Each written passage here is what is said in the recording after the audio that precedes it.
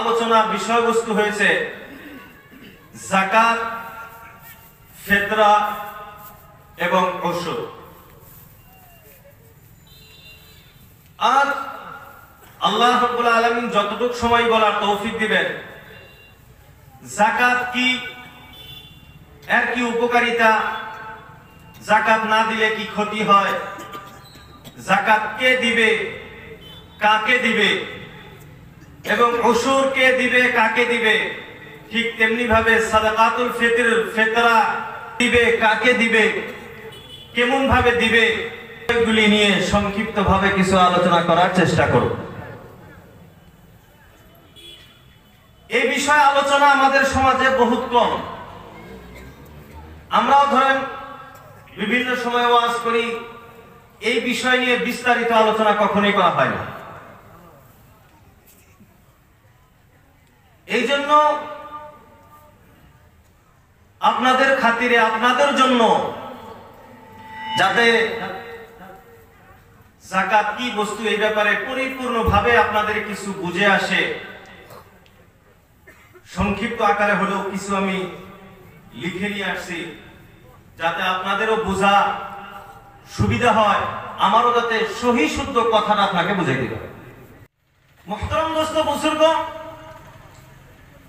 যাকাত শব্দের অর্থ কি? আমরা বিভিন্ন সময় শুনেই থাকি যাকাত যাকাত। এই শব্দটা এমন একটি শব্দ যে এই শব্দ থেকে মুসলমান হিসেবে কোনো মানুষ এমন নাই যে যাকাত শব্দটি সে শোনে। আসলে এমন মানুষ যে যাকাত শোনে নাই এমন কোন মুসলমান পৃথিবীতে নাই। কোরআন শরীফের মক্কি সূরাগুলির 8টা সূরার ভিতরে, যে সমস্ত সূরাগুলি মক্কায় অবতীর্ণ হয়েছে মক্কি সূরা বলা হয়, সেই সূরাগুলির 8টা সূরার ভিতরে,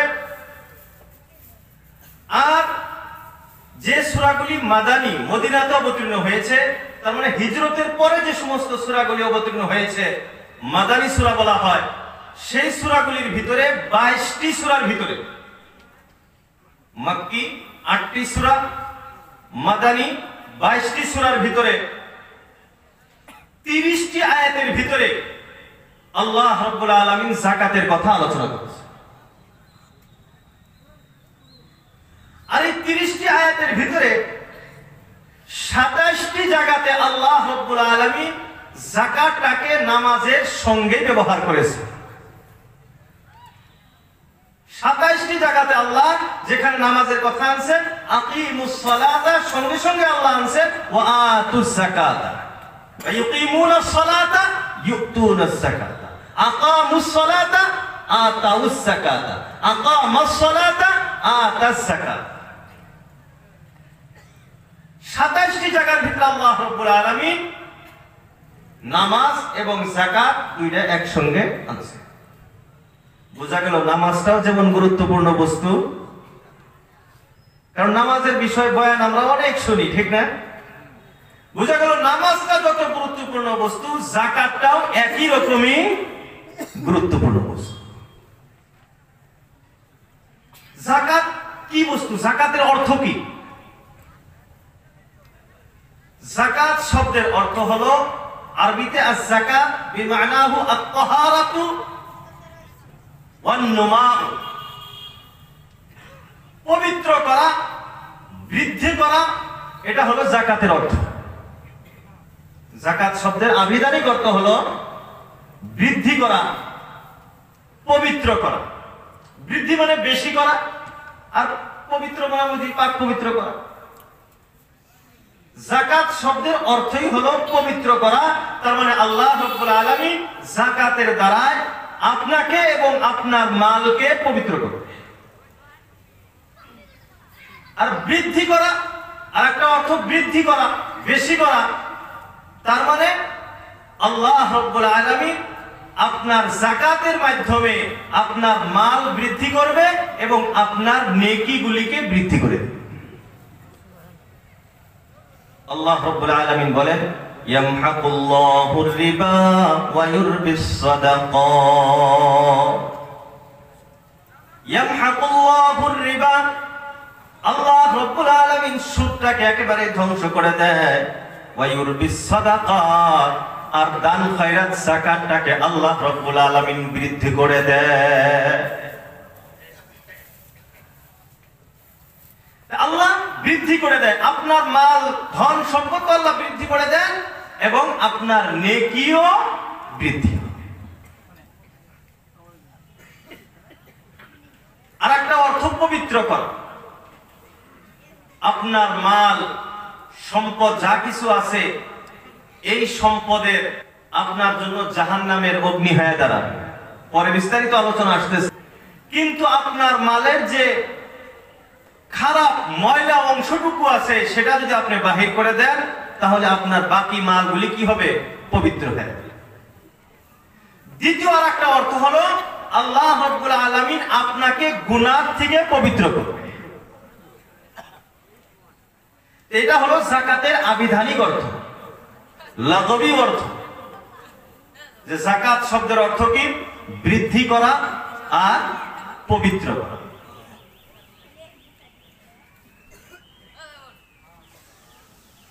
আল্লাহ রাব্বুল আলামিন বলেছেন, খুদ মিন আমওয়ালিহিম সাদাকাতান তুতাহহিরুহুম ওয়া তুযাক্কিহিম বিহা। আয়াতের আলোচনা বিশ্লেষণ ভাবে আসবে। আল্লাহ বলতেছেন, হে রাসূল, আপনি তাদের থেকে যাকাত সংগ্রহ করেন, সাদাকা তাদের থেকে নেন। কি করবেন এই সাদাকা নিয়ে? বলে আপনি এই সাদাকার দ্বারা, যাকাতের দ্বারা আপনি তাদেরকে পবিত্র করবেন এবং তাদের ধন সম্পদ বৃদ্ধি করে দেবেন। আল্লাহ রাব্বুল আলামিন এই আলোচনা নিয়ে, এই বিষয় নিয়ে বিভিন্ন জায়গাতে আল্লাহ আলোচনা করেছে। قد أفلح من زكاها قد أفلح من تزكى فلا تزكوا أنفسكم। আল্লাহ নফসকে পবিত্র করে দেয়। নফসের ভিতরে যে আপনার কৃপণতার যে বদ অভ্যাসটা আছে, আপনি যে কিছু দিতে যে টান পান, এই যে কৃপণতা, এই বদ অভ্যাসটাকে আল্লাহ দূর করে দেয় যাকাতে। আপনার নফসটাকে আল্লাহ রাব্বুল আলামিন পবিত্র করে এই যাকাতের মাধ্যমে। আবিধানিক অর্থ তো আমরা বুঝছি যে যাকাতের আবিধানিক অর্থ কি? বৃদ্ধি করা এবং পবিত্র করা। এই কথা বুঝে আসতেছে তোমাদের? এখন ইসলামী শরীয়ত অনুযায়ী যাকাত কাকে বলা? পারিভাষিক অর্থ যাকাত কি? পারিভাষিক অর্থ হিসেবে যাকাত বলা হয় ইসলামিক শরীয়ত অনুযায়ী নির্ধারিত নিসাব পরিমাণ মালের নির্দিষ্ট অংশকে নির্দিষ্ট খাতে ব্যয় করার নাম যাকাত। যাকাত শরীয়ত অনুযায়ী কাকে বলা হয়? যার কাছে নির্ধারিত নির্দিষ্ট নিসাব পরিমাণ মাল আছে, ওই নিসাবওয়ালা ব্যক্তি, যার নিসাব পরিমাণ মাল আছে, ওই ব্যক্তি একটা নির্দিষ্ট অংশ মালের সম্পদের নির্দিষ্ট একটা অংশ, কত অংশ পরে আলোচনা আসতেছে, নির্দিষ্ট খ্যাত, তার মানে নির্দিষ্ট জায়গাতে কাকে কাকে দিবেন এটাও নির্দিষ্ট, এই নির্দিষ্ট জায়গাতে দেওয়ার নাম যাকাত। যার কাছে নিসাব পরিমাণ মাল আছে, সেই নিসাব পরিমাণ মালের নির্দিষ্ট একটা অংশকে নির্দিষ্ট জায়গাতে দেওয়ার নাম, খরচ করার নাম যাকাত।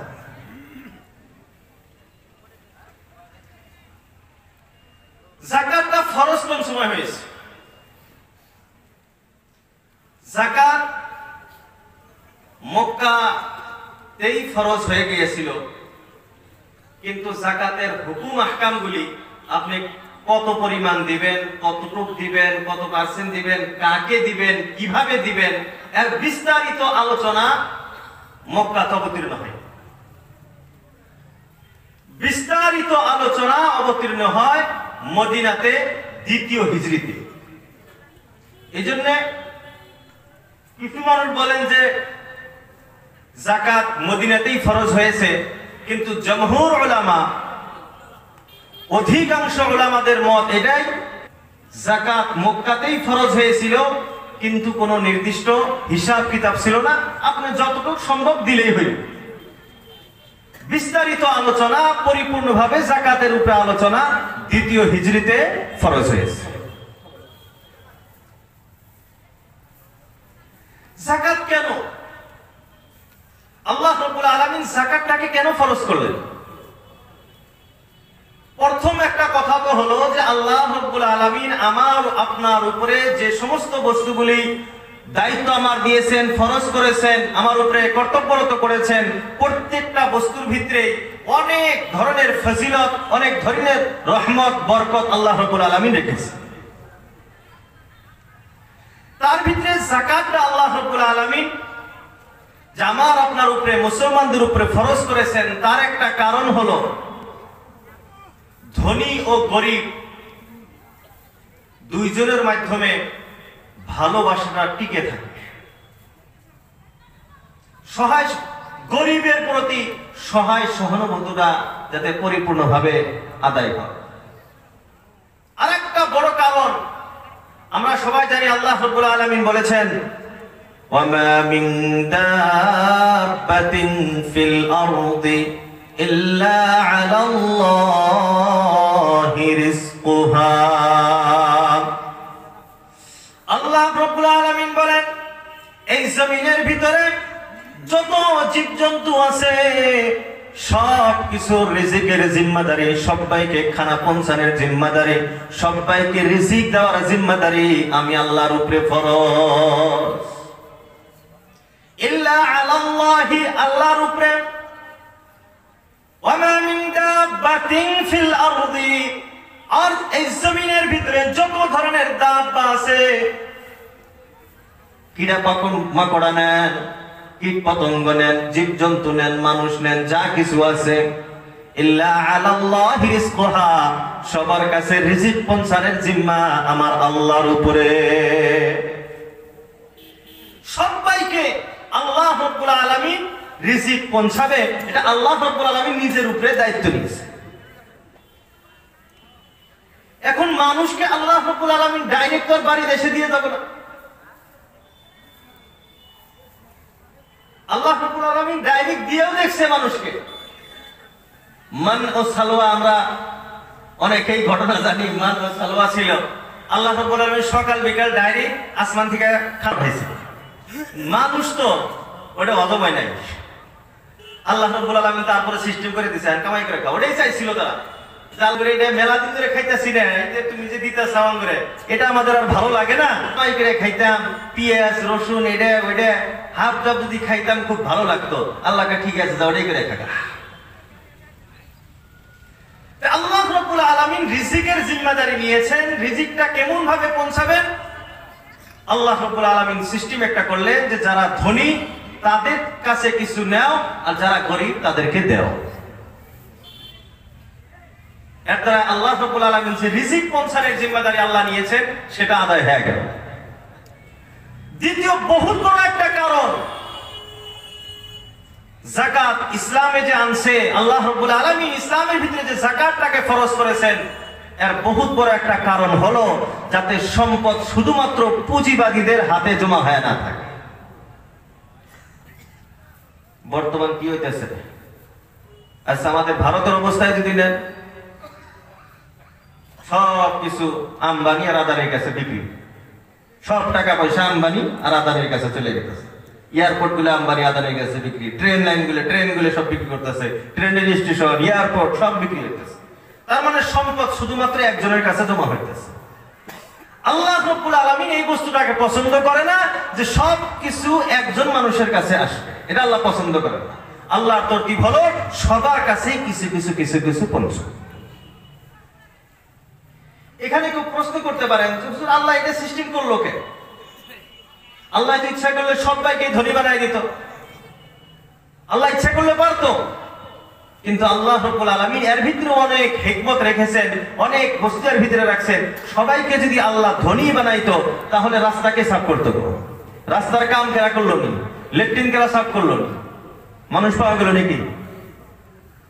আল্লাহ রাব্বুল আলামিন কিছু মানুষকে ধনী বানিয়েছেন, কিছু মানুষকে গরিব বানিয়েছেন। কেন? পৃথিবীর নিজামটা যাতে পরিপূর্ণভাবে চলে। একজনের টাকার দরকার, সে কাম করবে, আর একজনের কাছে টাকা আছে, সে কাম করতে পারে না, সে টাকা দিবে, কাম করাবে, তার কাম হাসিল হয়ে গেল, এর টাকার যেটা অভাব ছিল সেটা পুরো হয়। আল্লাহ রাব্বুল আলামিন এই পৃথিবীর নিজামটাকে এইভাবে চলে। যাকাতটা ফরজ করার একটা বহুত বড় কারণ হলো যাতে সব টাকা পয়সা একজনের হাতে যায় না পৌঁছে, টাকাটা যাতে সবার কাছে কিছু কিছু পৌঁছে। আর এর দ্বারা বহুত বড় একটি উপকার কি হবে? মুসলমান সমাজের ভিতরে অর্থভাব বা অনাটন এটা আস্তে আস্তে দূর হবে। যাকাত ফরজ করার একটা কারণ অল্প আগে বলছি। আল্লাহ রাব্বুল আলামিন যাকাতটা এইজন্য ফরজ করেছেন, এর ভিতরে হিকমত হলো যে আমার নফসের ভিতরে যে কৃপণতার যে বদ অভ্যাসটা আছে, যাতে এই অভ্যাসটা শেষ হয়ে যায়, দূর হয়ে যায়, আমার হাতটা যাতে খোলে, বন্ধ যাতে না হয়, আমার হাতটা যাতে খোলা থাকে। যাকাতের আরো একটা হিকমত হলো আল্লাহ রাব্বুল আলামিন যে আমাকে আপনাকে ধনী বানিয়েছেন, এরও তো একটা শুকরিয়া আদায় করার দরকার, না কি কর? আল্লাহ যে আমাকে ধনী বানিয়েছেন এর একটা শুকরিয়া কৃতজ্ঞতা আদায় করার দরকার। বলে আর কৃতজ্ঞতা কেমনে আদায় হবে? বলে আল্লাহর সম্পদ আল্লাহ দেওয়া জায়গাতে খরচ করো, তোমার আল্লাহর প্রতি কৃতজ্ঞতা আদায় হয়।